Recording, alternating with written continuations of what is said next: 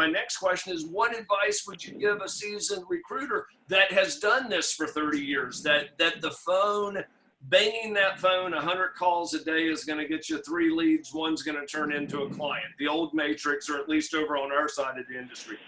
What advice would you give that seasoned recruiter to kind of change their line of thinking?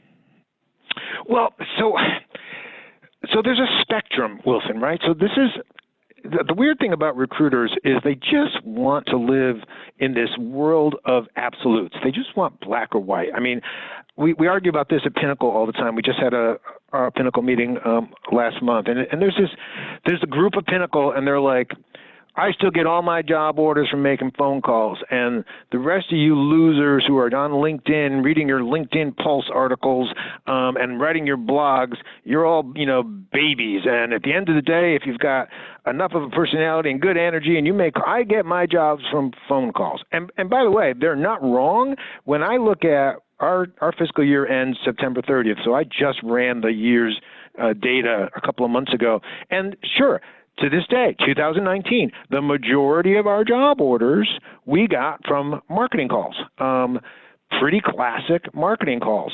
However, we have a tremendously senior staff, so they're very niched, they're well-known, they're branded, they get callbacks. So there's a spectrum. You certainly should still make cold marketing calls if you're a company that has abandoned the phone for, say, marketing automation tools where all you do is send out emails to the proper landing pages, then I think you are going to be in big trouble. There's a spectrum. So the truth is in the middle. You have to combine those channels of communication. The same thing is true on the candidate side. If all you're doing is sending in-mail messages to candidates and doing nothing different than an internal recruiter does, however, you want $30,000 for it, guess what? You are going to struggle for business, even in a wonderful economy like this.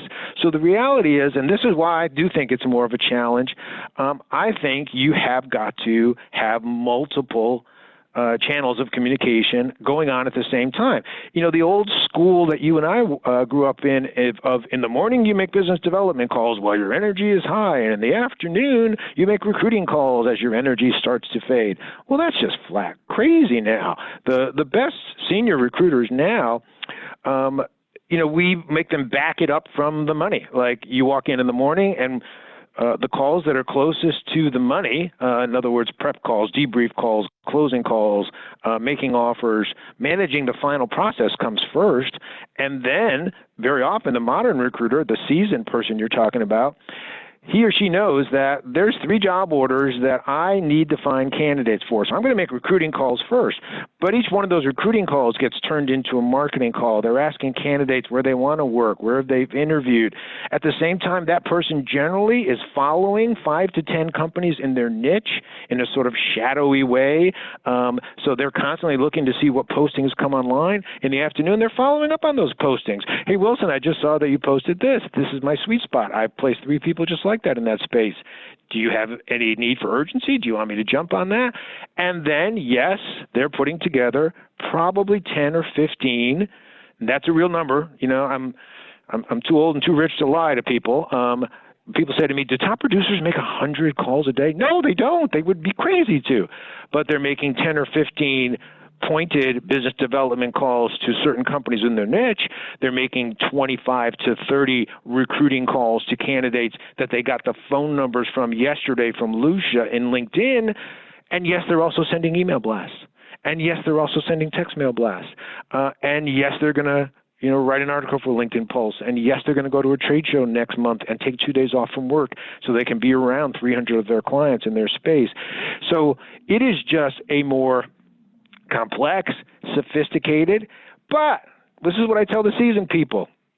It's a less boring life. It's much more corporate. It's much more fun. It's much more interesting. In the old days, the bottom line was a lot of people had the energy and testosterone to get up and running because all you had to do was were you strong enough to pound out 100 cold calls a day every day? Yep. Well, Some people could, but right around year 3, they go, "Wow, this is no fun." And some people by that time had built a following enough to stay with it, and then they hire recruiters to do some of their work for them.